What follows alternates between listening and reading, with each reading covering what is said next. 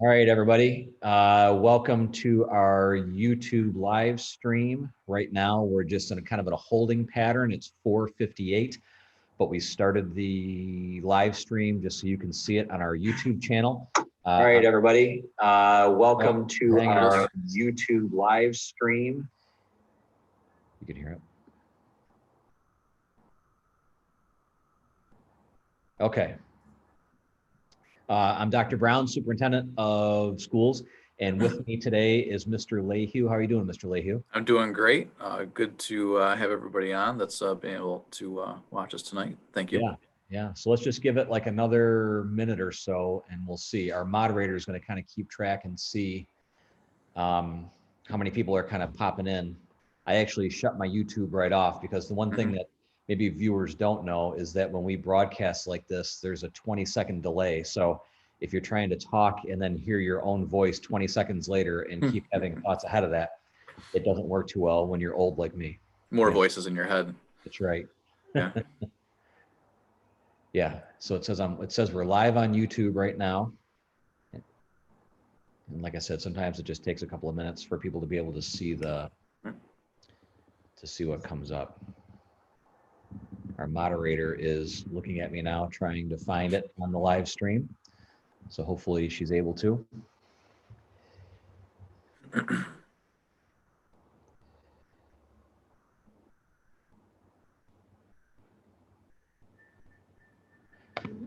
This is that awkward silence in between us waiting to start and the time that it starts. So, okay, moderator said we're in good shape, Mr. Lehue. So what that means is that we were almost perfect. It's my microwave says 4:59 and my stove says 5 o'clock and my iPhone says 5 o'clock. So mine too. Yeah. It's 5 o'clock somewhere and it's here. So again, welcome everybody. Thank you for attending. I'm Dr. Brown, the superintendent, and with me tonight is our director of athletics, Paul Lehue. Paul, how you doing tonight? Everybody. Yeah. Thank you very much.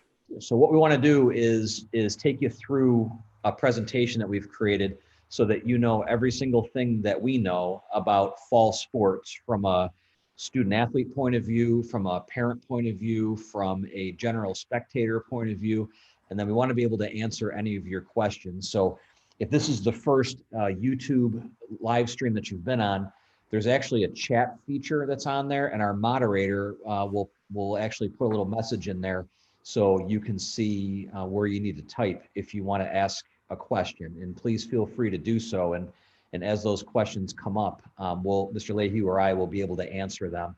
Also, obviously, if you're not watching this, then you don't know what I'm saying right now. But later on, when you watch it tonight, or if you tell a friend, you'll be able to watch this broadcast recorded tonight. It takes a couple of hours to do a thing called rendering on YouTube, but by later tonight, probably 7, 8 o'clock, you'll be able to watch it and get all the information that you need. So I appreciate Mr. Lehue. He's done such a great job of looking at all the documentation related to athletics. Not only do we have to work with what the Department of Health says, we also have to work with the New York State High School Public Athletics Association.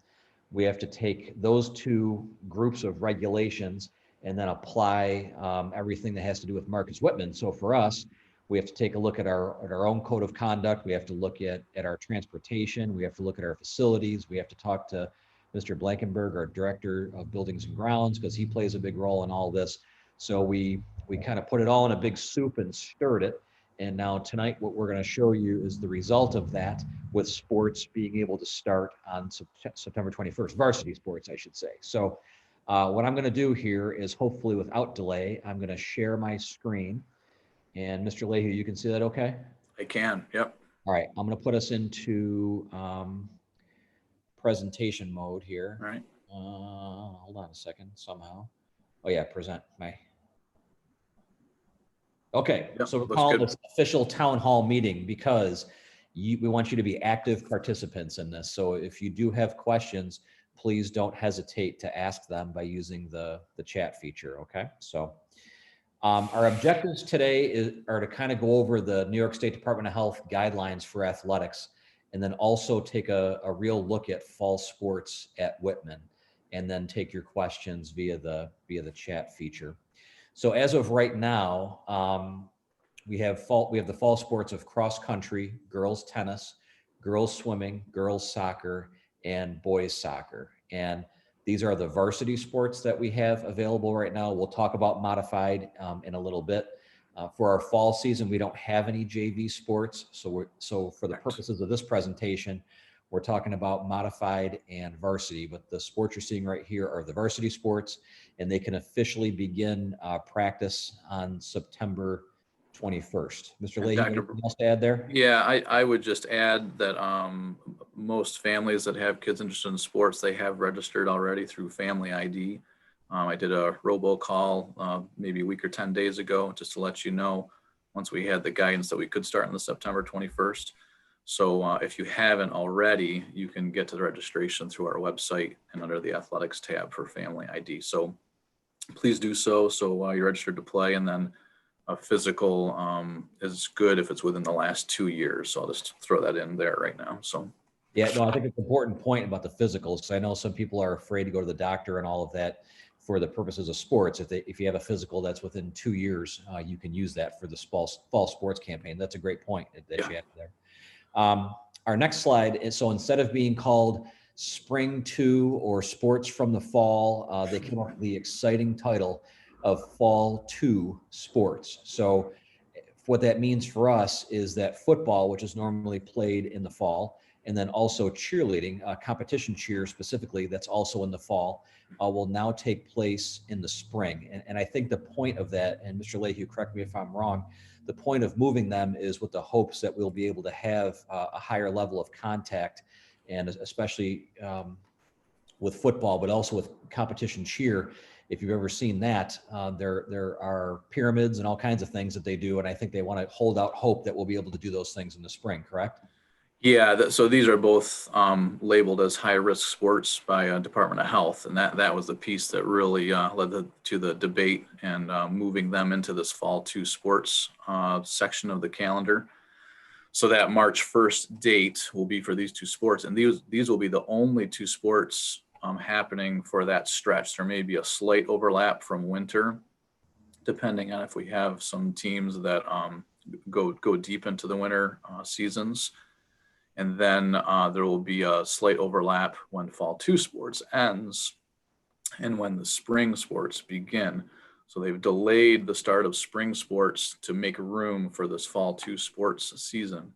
And really a unique scenario that we have this year is that a student athlete, if they want, they can play 4 sports this year. So if they choose to play something this fall, say they were planning on being involved in one of these sports, now that they're delayed till March, they could choose to participate in one of the traditional fall sports that was on the previous slide. They could do the winter season, whatever they may be interested in there. They could do Fall 2 with one of these two sports if they want, and then still play in the spring. So there is an opportunity if a student wants to play in 4 sports this year. Yeah, I saw that on Twitter today. Somebody put one of the writers, reporters out there said something, who will be the first 4-sport athlete? Mm-hmm. It could be you if you're watching out there. So, yeah. All right.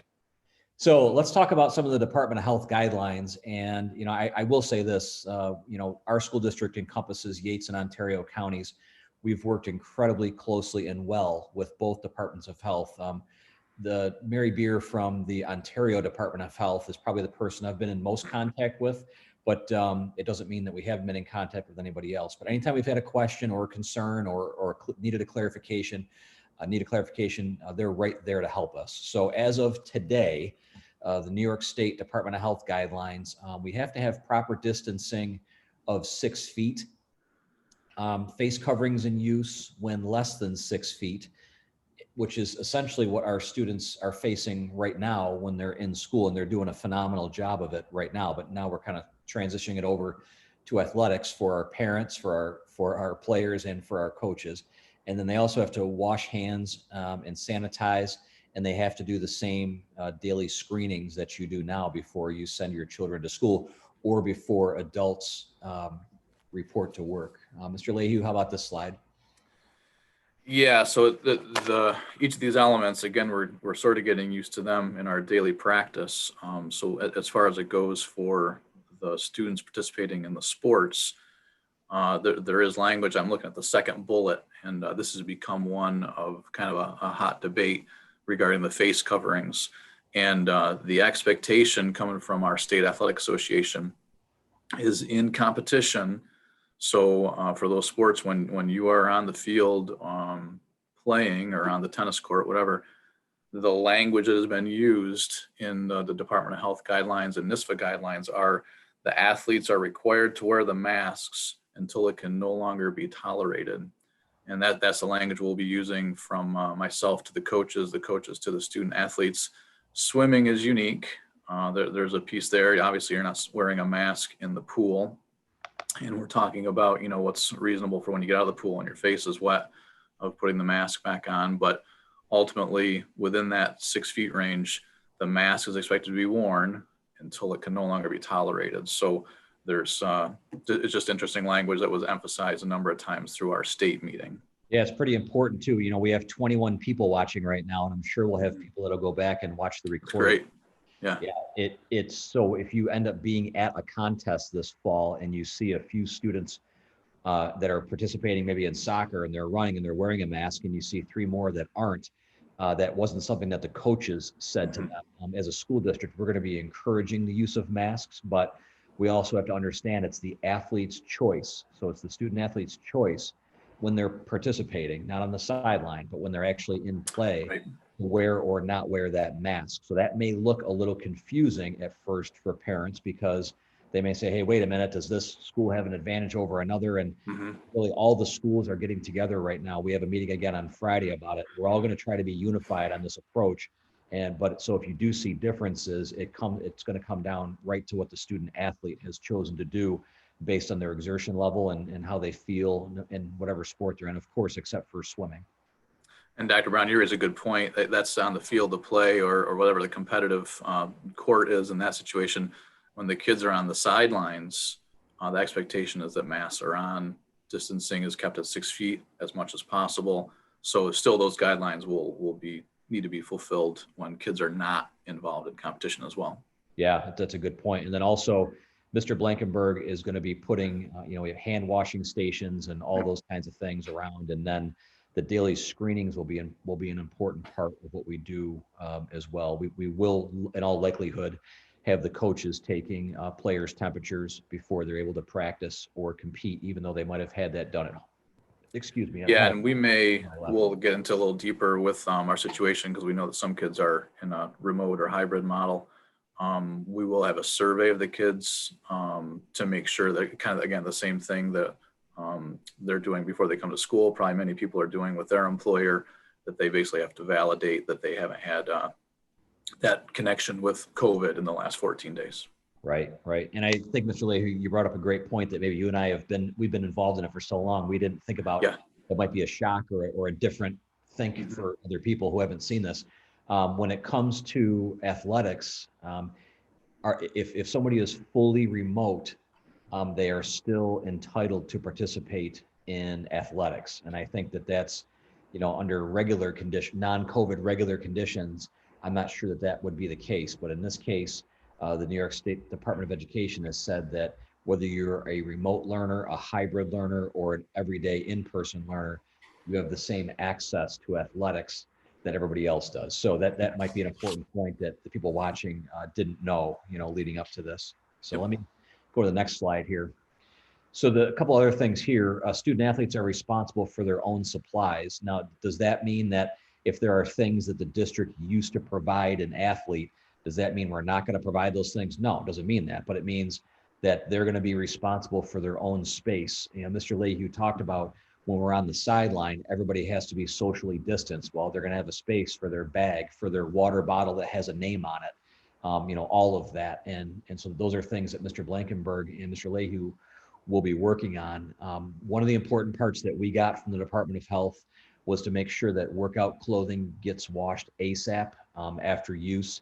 And I can tell you where I live, if I don't wash my stuff that I run in or golf in, the second I get home, it's bad news bears. So it goes right in the washer. So I'm used to it. Some of you might not be used to it. So you want to get used to washing those clothes or ASAP after that. And the next thing I think that's important, a couple of things. informing your coach if you feel sick, and if you feel sick, staying home. And Mr. Lehue and I have had conversations about this along with Mr. Lehue with the coaches.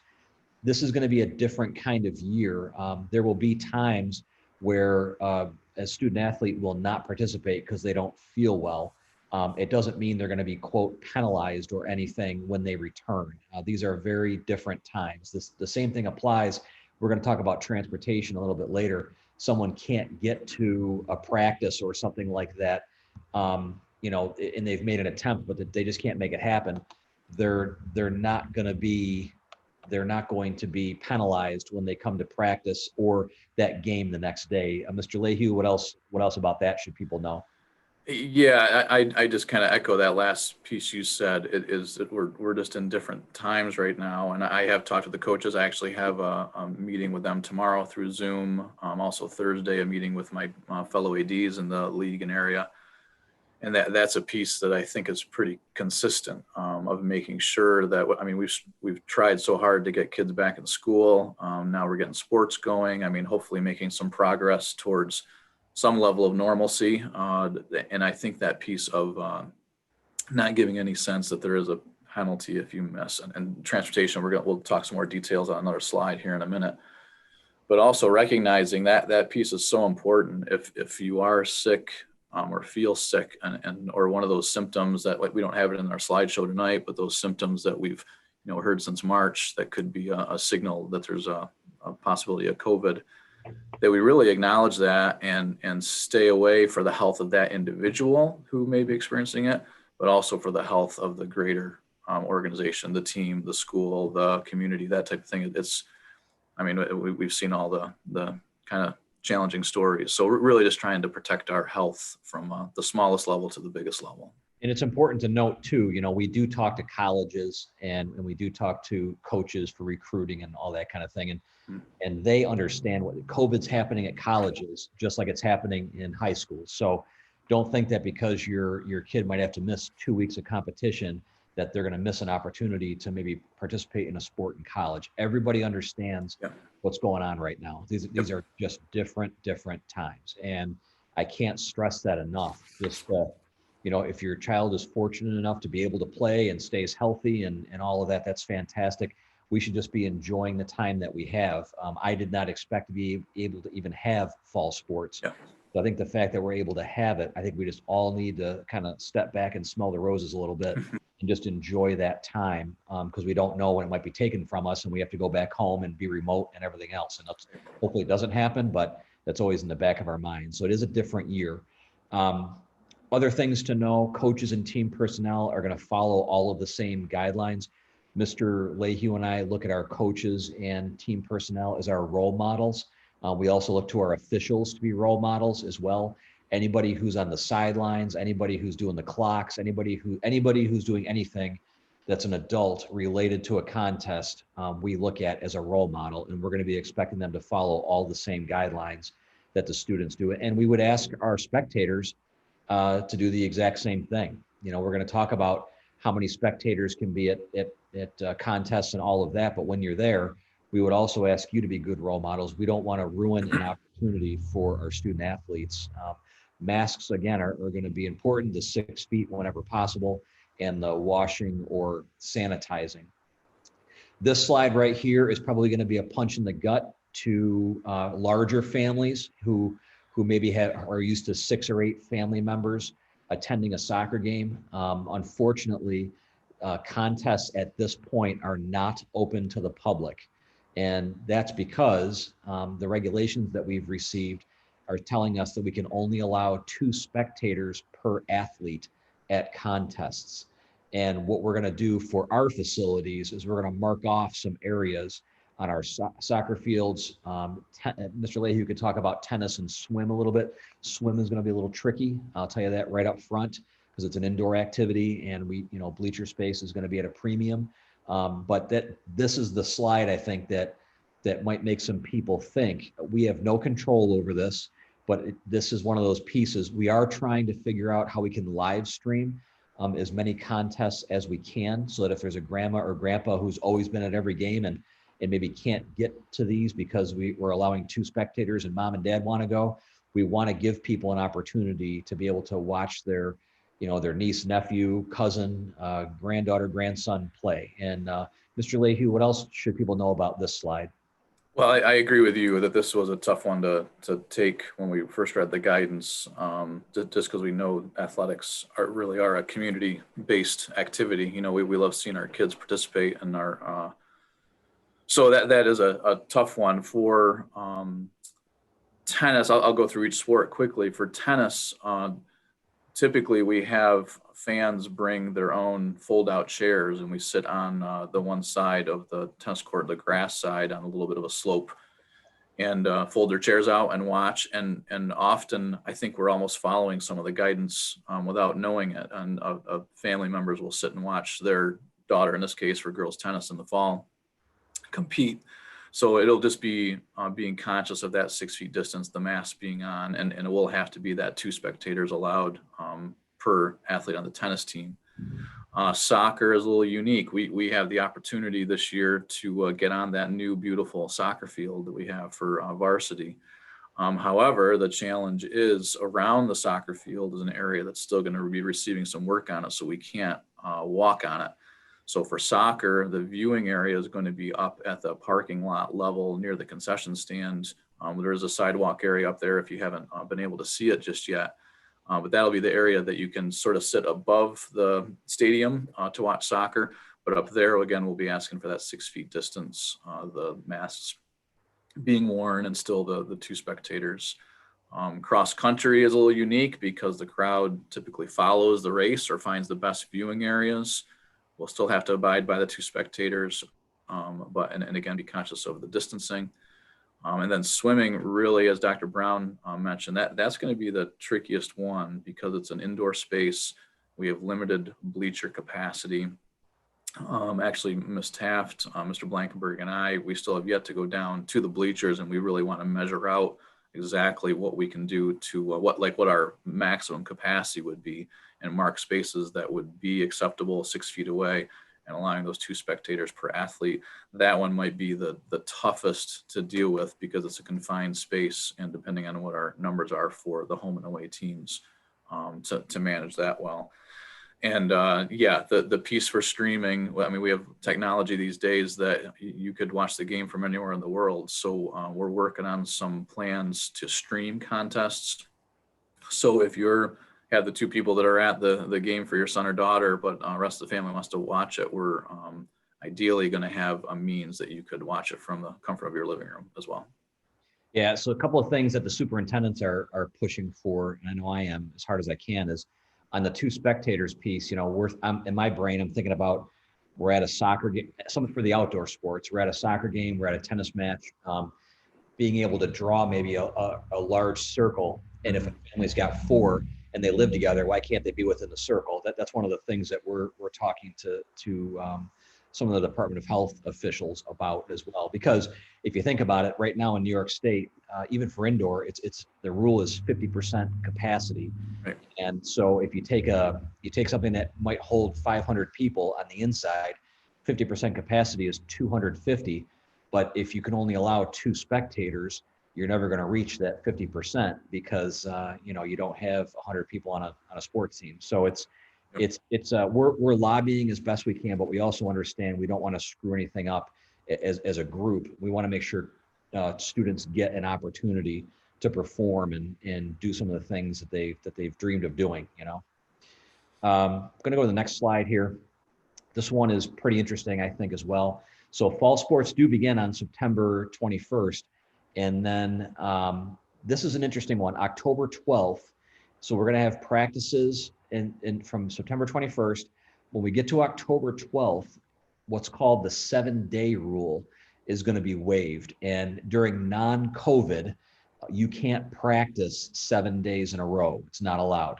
And with the shortened season, the New York State Public High School Athletic Associations, that 5 times staff, has said that they're willing to waive the 7-day rule, meaning students can practice 7 days in a row. The piece below that too, practices and games are permitted on Sundays. 20-year superintendent here, I have not wanted to have any kinds of games on Sundays my whole career. The only time I've ever allowed anything on Sundays has been if there's sectional or state competition on a Monday and coaches want to get their kids ready on a Sunday. I've allowed that. I just haven't permitted things on Sundays. I think Sunday's a family day. I may not get a choice this fall depending upon who can actually have sports around us, because there are some schools that may not be able to have all of their sports. We will have to see what Saturdays and Sundays bring, but you may want to be ready if you're a parent or a student athlete, maybe with a part-time job kind of thing. You may be asked to participate in a practice or a game on a Saturday or a Sunday for at least this fall season. Okay. But I want you to know, as the viewers, I'm not a Sunday person. Sunday should be your day. And I'm going to push to keep us out of that, but I may not be able to prevent that. And I think the last piece, October 19th, and Mr. Leahy can go into more detail because he knows all the ins and outs. We can play outside of the league in the section, but I think we have to be careful on that a little bit, because with our social distancing on our school buses, our poor bus drivers are stretched to the limit. I have we have one bus driver available after school right now to do anything from 3:30 to 5:30. One. Normally I've got 8 to 10 and it isn't an issue. Got one. And other school districts are in the exact same boat. So maybe Mr. Leahy, can you give everybody kind of you don't know what the schedule is going to be, but can you give them kind of a glimpse into what the schedule might look like? Yeah, so on Thursday, our league is getting together to look further at some drafts and proposals. We've had a couple to look at to kind of get an idea of how it's changed and what we can squeeze in really to the month of October and maybe the first week in November with the practice requirements. Every team is required to do 10 practices before they start competition. And that brings us to October 2nd is the earliest we can have a game. So it really, the seasons are going to be squeezed to within kind of a 5-week window. And there still is postseason through sectionals, only to the sectional finals. There's nothing beyond that for the fall season. So the schedules most likely are going to be reduced to some degree. Perhaps, a swim schedule might be, 8 total league meets. A soccer schedule might be 12 games, 13 games. That type of discussion is going on where really we're accommodating the league opponents. The piece of going outside the league or section, that would be if we have the ability to do like a non-league contest, which in a typical season we would. I think of, again, swimming. We often go to Bath for a Fab Four meet, but that's not happening this year. Soccer, we may go to Camp El Savona. So those are all areas that we could still travel to, even though it's a little further. But this piece, it probably applies to some bigger school districts also that maybe want to play outside their section or really seek some competition beyond their league. I don't see a lot of situations where that will impact us in a big way. And I have to echo your point too, Dr. Brown, about Sundays. I would much rather avoid it. The only scenario I could kind of see is if for some reason we get a week of weather that just absolutely destroys us and we're trying to get some games in that maybe we're going to explore using a Sunday, because I'm more in the postseason mindset for those weekend days also. Yeah. So just so families know, we're not looking any, and if we had to use Sundays now, if we can get out of this COVID and get to a regular sports season, we're not going to keep Sundays if we have to use some. Sundays are family days. So for practices, they will typically be from about 3:15 to 5:30 time frame. And then what'll happen is the coaches are going to get rosters once family ID is completed, and then they're going to communicate with the student athletes and their families. And as Mr. Leahy said, the proposed game schedules are still being discussed. Frankly, like I said, there are schools that will not be able to offer all of their sports because they don't have transportation. They may not have enough athletes and all of that. So we don't even know how many schools are going to come to the table yet to be able to say, yep, we want in, we're going to do sports. Some of you may have seen, Buffalo, for example, public schools canceled all their fall sports today. You may have seen that. So we're all in. We're doing well with our safety precautions and everything else, but that's the piece. Let me go to this next slide here. This is going to be a tough slide for some people, and I want to explain why it is what it is. The New York State Department of Health and the New York State Education Department gave some guidance that said that transportation does not need to be provided from the home to school for practices or to catch the bus to go to games. Right now, again, with one bus driver available from 3:30 to 5:30, we may need some help even getting to contests, but we're going to try to provide buses as best we can. There was a superintendent survey yesterday. All the superintendents around us are in the exact same boat. So there will be no districts that will be providing transportation from the home to school for practice or to get the bus to go to a contest. The one piece I want you to know is I did reach out to our school attorney on that to make sure, just to ask a couple of questions. One, is it okay if parents carpool from home to grab some kids to bring them to practice or to get the bus? The answer is yes to that. And then, some of you who have older kids who drive already do know that your kids will carpool.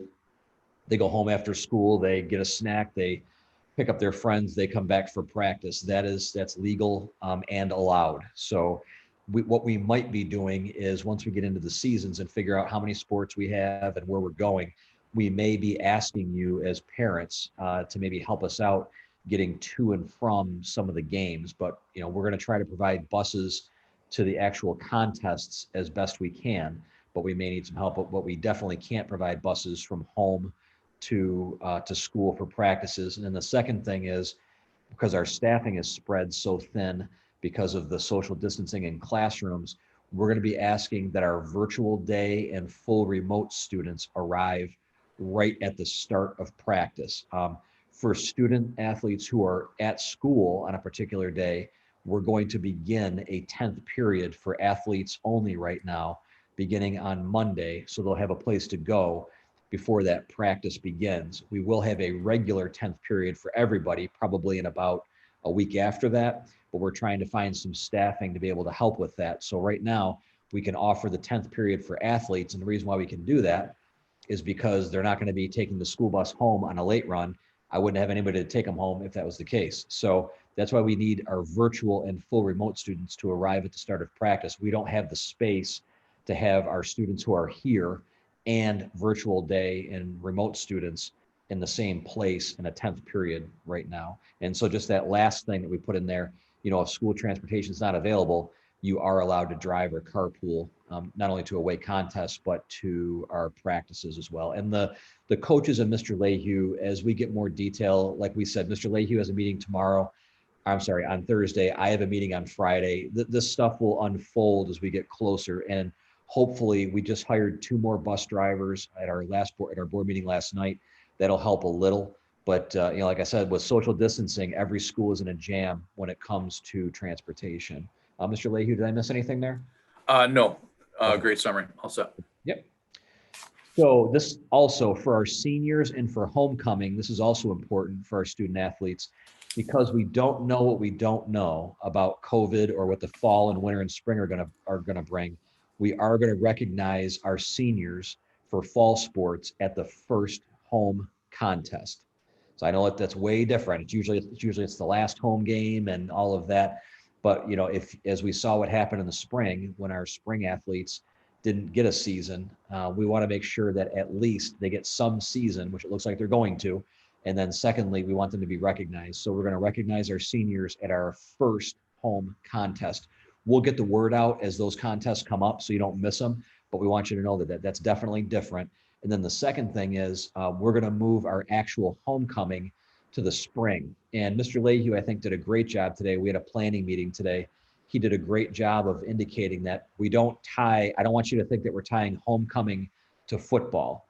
Homecoming for our students is a time when we celebrate us. And just because, in history of the United States, probably homecoming normally happens on a Friday night late football game or on a Saturday football game, and that may be true.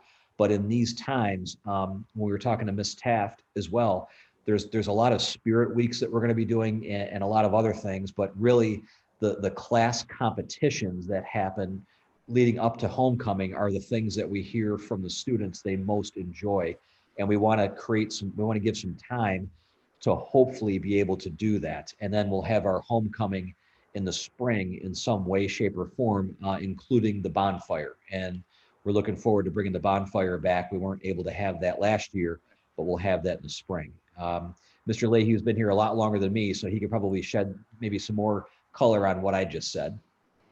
I thought that was a great summary, and I think part of Dr. Brown, what you've emphasized all through this with our community is that relationship we have with our kids and our families and our community as a whole. And getting, we lost a lot in the spring. I'm speaking from an athletics perspective right now of just those seniors that didn't get to experience their final season as a high school student. So that's the thought with getting back in and recognizing those kids that are seniors now doing it. So hopefully we don't miss it. I mean, obviously we're hoping we go forward right through the year with success of having all the seasons happen. So making sure we try to get that connection with the kids, that feeling of being part of the team again is a nice thing. And homecoming is just a great experience altogether. So I think the idea to delay it a little bit with the thought that we wade through some of these challenges and we're back closer to normal in the springtime, we could do something closer to what we've done in the past. Because we know if you were a student here, if you're watching this and you're a student here, or your kids or grandkids are attending now, I'm sure you got stories about your homecoming experience, and we want to make sure we try to provide that for our current student body. Yeah, and Mr. Blankenberg says we have over 300 pallets for our bonfire, so we're in good shape there.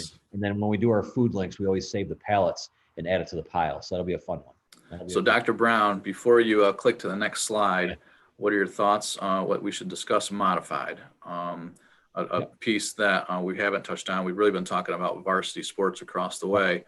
Modified has another wrinkle to it because we've got the challenges of the students being younger, not having licenses. We have that same piece where they're hybrid, home one day and in school the other. So the challenge of getting them to practices or to a bus for games.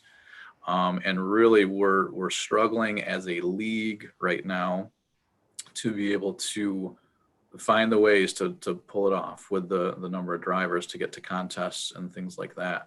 So I guess I wanted to put out there that there's still many things, a lot of gears in motion regarding this modified portion of the athletic schedule. And the intent is to start on Monday with practices, but I guess I want us to express we could be starting and not really knowing what we're getting into.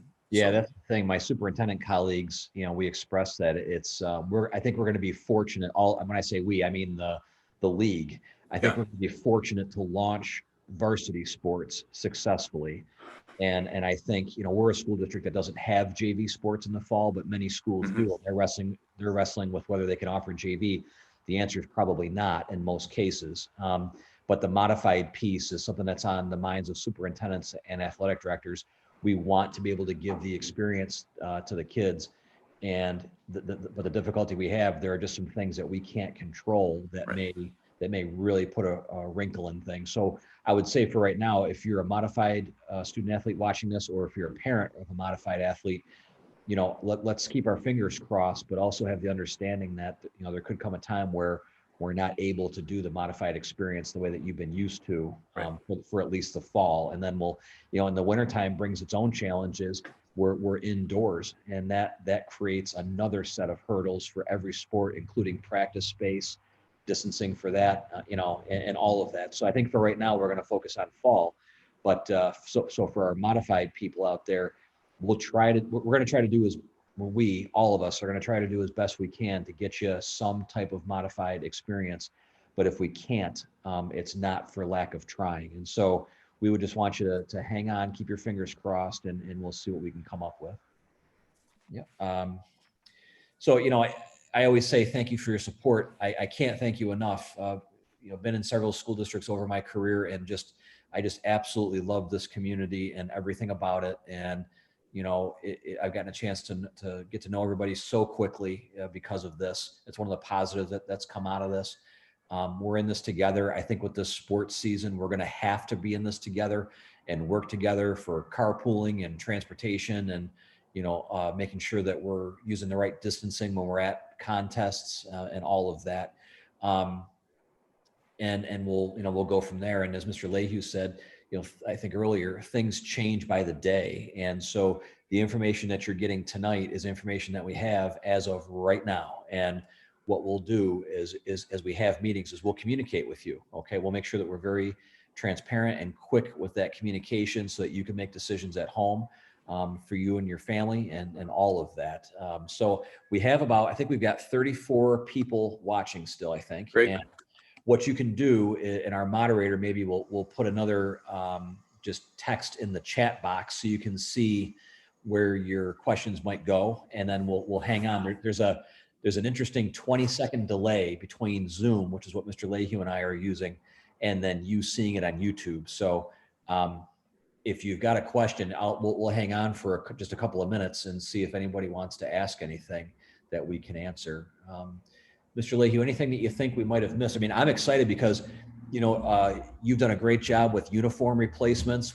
So it's like we've got some cool stuff for our student athletes. I've got girls' soccer uniforms sitting here just ready to be worn. I can't wait to give them to the kids to wear, and a couple of them have seen them, and they're nice. I want to put them on the field and see some games here. So yeah. And we're going to be able to use that new field for some of our games. You know, I've always loved the pool area. I think our pool is one of the nicer ones around. And you know, so I don't know. I'm excited. I want to get people here, and I want to get competing as best we can. You know, the one thing I might mention too is if you're I guess old enough to remember Rocky, or at least you've heard of it. You know, Rocky worked out and still won a boxing match by not doing a lot in the weight room. And that may be what our student athletes have to do here as part of our building project. If you've been near the high school, you see the second floor going on. Well, below it, if I was in there today, and it's about a 15 feet worth of trenches right below that. And that includes the weight room. So right now, we don't have an operating weight room, but you know, we have been talking about different ways to try to make sure people stay fit besides running and doing plays and stuff like that. And it won't just be bench pressing tree trunks. We'll try to get some other stuff, but we don't have a formal weight room. We'll have that at the beginning of next season, next fall sports season, hopefully, and we'll be rocking and rolling. But I just want to make sure everybody's aware of that as well. So I'll have to go back to Twitter and watch Mr. Lehue's 68 days of workouts from earlier on in the corona, right? That they got to be archived somehow. So right, they are, I believe. You drank those raw eggs. Yeah. Yep. Oh yeah. Chug those every day. Yeah, sure. Yeah. Well, we don't see any questions on the chat, which is totally fine. You know how to get a hold of me, cbrown@mwcsd.org, or Mr. Lehue at PLAHUE@mwcsd.org. You can email us, ask us questions, give us a phone call, 585 585-554-4848, extension 1805 will get you to our front office. Yep, and I'm extension 1442. I strongly encourage, please call or email. That there's so many things going on right now. So anything we can do to answer some questions or give some clarity, I would rather do that and be communicating early and often. Yeah, so I stopped sharing the screen there. So again, thanks again. Give this it's 5:45 right now. I would give it till 8 o'clock. And I'm sure by then it will be rendered and will be available to view. So if somebody didn't see it, just have them check it out maybe around 8 o'clock or tomorrow or something like that. And again, we're willing to we want questions. We want to answer everybody's questions and ease anybody's anxiety going into what I'm hoping is going to be a fun and exciting athletic season. Okay, so Mr. Lehue, thank you for being on here and for your input. Absolutely. Thank you for your leadership. Yeah, you bet. Okay, everybody, we'll see you soon. Bye. Thank you, everybody.